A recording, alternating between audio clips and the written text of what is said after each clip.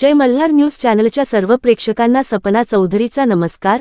नंदुरबार येथील SMKD शिक्षण संस्थेत विधान परिषदेचे शिक्षक आमदार किशोर दराडे यांच्या अध्यक्षतेखाली शिक्षक दरबारचे आयोजन करण्यात आले होते।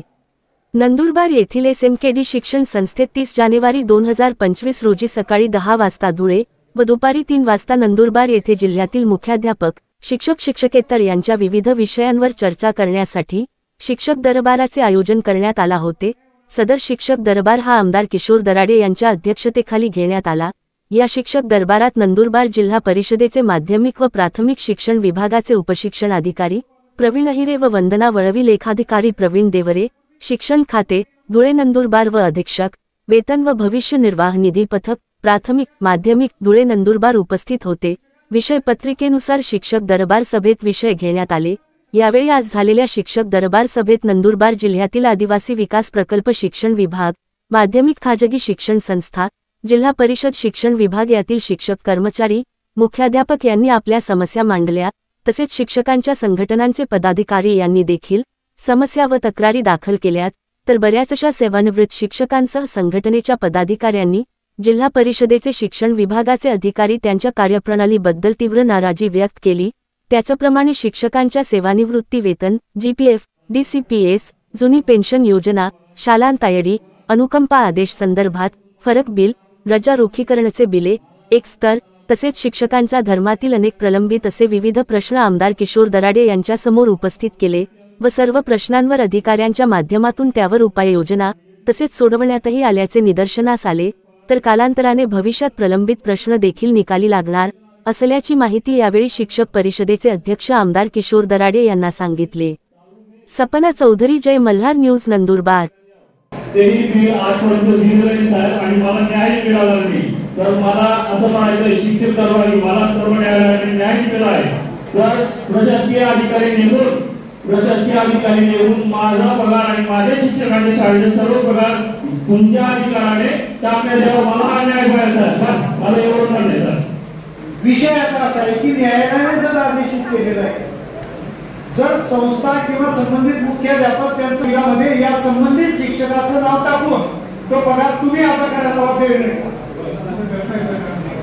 करता येतं ना? हो सर, तुम्हालाही माहिती पाहिजे ना आहे साहेब, असं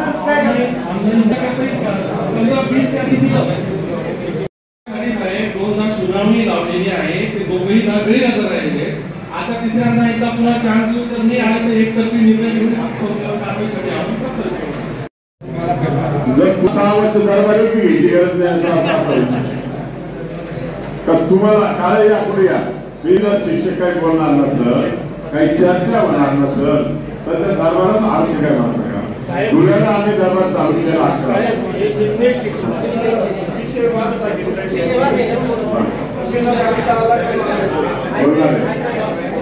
2-3 विषयात बोलायचे काही विषय नाही।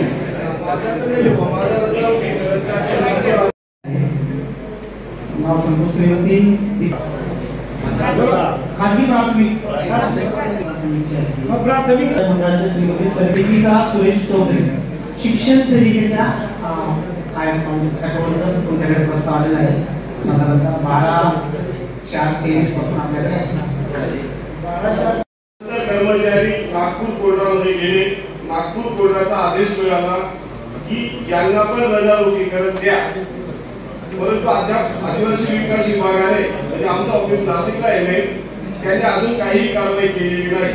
मी तसा आम्ही शिक्षक रिटायर्ड शिक्षक जवळजवळ 8 ते 10 मुख्याध्यापक सेवानिवृत्त झालेले आहेत।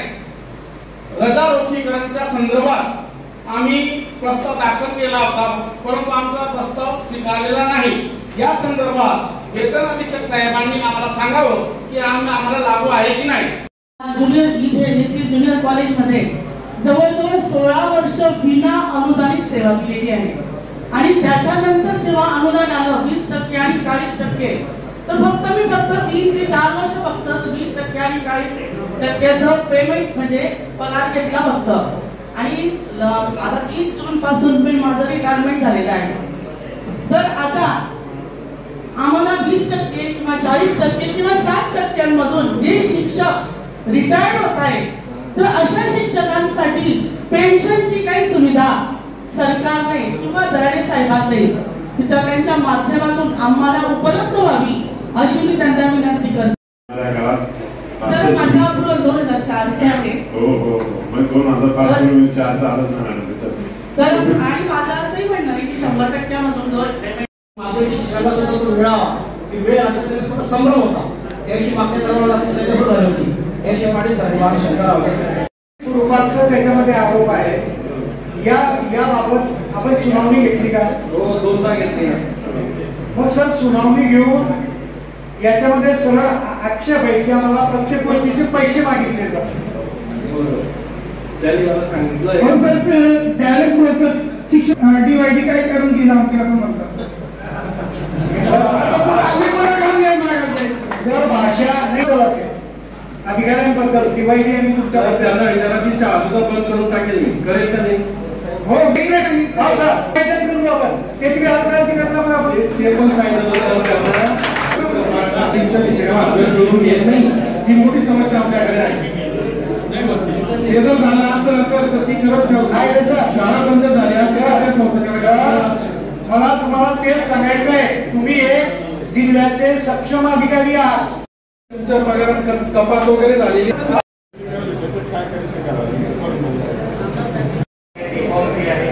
रिफॉर्मची आहे तर विद्यार्थ्यांच्या सर्वांगीण विकासासाठी जे काही आवश्यक बाबी आहेत जसे की काही पर्सनल डेव्हलपमेंटचे कोर्सेस आहेत ते विद्यार्थ्यांना आपण मोफत देतोय आणि त्याच्या मार्फत इंडस्ट्रीला जे रेडी टू यूज प्रोडक्ट जसे आपण विद्यार्थी तयार करून आपले जे विद्यार्थी आहेत बरेच विद्यार्थी पैशाअभावी सीईटीचे फॉर्म भरत नाहीयेत तर ते सीईटीचे फॉर्म भरण्यासाठी सुद्धा आपण आता जिल्हाभर फिरत आहोत. त्यासोबतच भाऊंनी आश्रम शाळेमध्ये जे विद्यार्थी ज्युनियर कॉलेज नंदुरबार प्रकल्पाला तिथे आलेले हा पहिला प्रश्न. दुसरा प्रश्न हा मॅडम अनुदानित आश्रमशाळा हो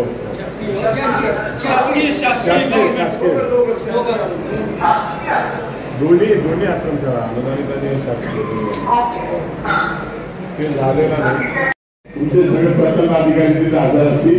जे जे काही प्रश्न असतील ते प्रश्न तिथे दरबारामध्ये आपण मार्गी लावू. सर्वांनी बघ घ्या उत्तर महाराष्ट्रात मेसेज देते काम तुमचं समजलं का?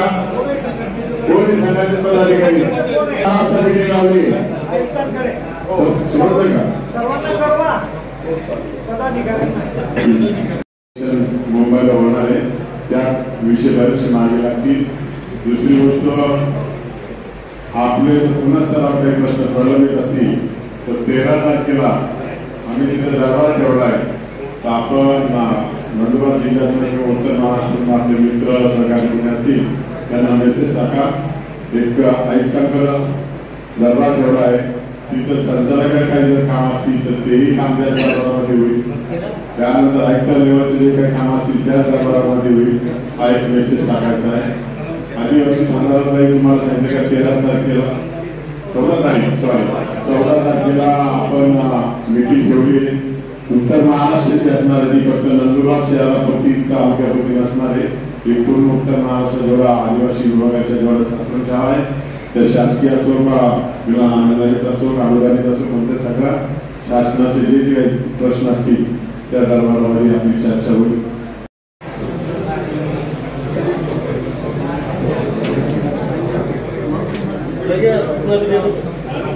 सर्वात प्रथम मी नंदुरबार जिल्ह्याच्या आणि तालुक्याच्या लोकांचं मनापासून सहस्वागत करतो.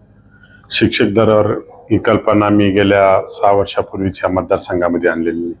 प्रत्येक जिल्ह्यामध्ये मी दरबार घेतो आणि त्या दरबारामध्ये सर्व प्रकारचे अधिकारी त्या ठिकाणी येतात आणि ज्या शिक्षकांचे काही जे प्रलंबित प्रश्न आहे ते मांडतात आणि अधिकाऱ्यांच्या माध्यमातून कसे लवकर सोडवण्यात येतील अशा पद्धतीच्या दरबाराची नियोजन असतं. आज सकाळीच धुळ्याला दरबार झाला 10 वाजता. धुळ्याचा दरबार झाल्यानंतर नंदुरबारला आलो. नंदुरबारच्या दरबारमध्ये साधारण 400 शिक्षक उपस्थित होते. बऱ्याचशा छोट्या मोठ्या समस्या त्यांच्या होत्या. त्या समस्या त्यांनी मांडल्या. काही जुनी पेन्शन योजनाची एक समस्या होती त्या संदर्भात चर्चा झाली. काही सॅलर आय डी संदर्भातले होते. अनुकंपाची ऑर्डर संदर्भात होती. फरक बिला संदर्भात होती. रजा रोखीकरणाच्या बिला संदर्भातले होते. असे अनेक प्रश्न शिक्षकांनी मांडले आणि त्या संबंधित अधिकाऱ्यांनी त्या प्रश्नाची उत्तरं देऊन बरेचसे प्रश्न या ठिकाणी जागेवर सोडवण्याचा प्रयत्न केला आणि त्यात आमच्या सर्व शिक्षक बांधवांना यश आलेलं आहे. अशा शिक्षण क्षेत्रामधल्या 3 स्टेप आहे. एक तर एक जिल्हा लेवलची एक स्टेप आहे, एक आयुक्त लेवलची आणि एक मंत्रालयाचा 3 स्टेप आहेत. ज्या ज्या विभागातल्या ज्या ज्या स्टेपला काम असतात त्या संबंधित अधिकाऱ्यांची फोनवर चर्चा किंवा प्रत्यक्ष दरबार घेऊन ते प्रश्न सोडवण्याचा प्रयत्न आम्ही सातत्याने करतो आणि या काळात हे करणार आहोत. असं नाण्याला 2 बाजू असतात. तशा काही ठिकाणी थोडंफार संस्थापकांची चुकी होत असेल, काही शिक्षकांची चुकी होत असेल तर प्रामुख्याने माझं हेच त्यांना दोघांना विनंती आहे की आपण कुठेतरी समोपचाराने असलं पाहिजे. आपल्याला पिढी घडायची, चांगलं शिक्षण द्यायचं आहे तर आपल्यात मतभेद नसले पाहिजेत आणि अशा दृष्टिकोनातून माझी या मतदारसंघात वाटचाल चालू आहे. संघटनेने ज्या तक्रारी दाखल केलेल्या आहे त्या गांभीर्य घेण्यासारखे इतपत काही नव्हत्या. ज्या समोपचाराचा भाग असला पाहिजे. अधिकाऱ्यांशी व्यवस्थित समजून सांगितलं की माझी प्रोसेस अशी आहे, माझी ऑर्डर इतक्या तारखेची आहे, माझं अप्रूव्हल लेट झालं, एका वेळेस त्रुटीपूर्तता करा, असं जर अधिकाऱ्यांना सांगितलं तर वादाचा कुठं प्रसंग येतच नाही. अशा प्रकारच्या सूचना मी अधिकाऱ्यांना दिल्या आहे. येणाऱ्या काळात सगळे अधिकारी शिक्षकांना आमची मदत करतील, मार्गदर्शन करतील अशी मी अपेक्षा व्यक्त करतो.